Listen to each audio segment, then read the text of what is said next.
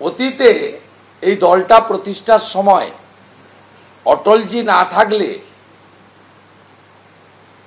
এদের যে ঝাঁপ 98-তে বন্ধ হয়ে যেত, এই অতীতটা ওনার জানা দরকার আছে।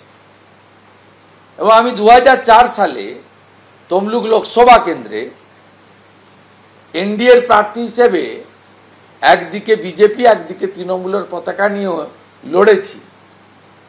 এই অতীত ইতিহাসটা এই তোলাবাজ ভাইপো বা তার কর্মচারীরা জানে না। 98 থেকে 2006 পর্যন্ত এনডিএর পার্টনার হিসেবে মমতা ব্যানার্জি যে সভা সমিতি করতেন তার বক্তৃতাগুলোও আমি ভাবছি পাঠিয়ে দেওয়ার ব্যবস্থা করব।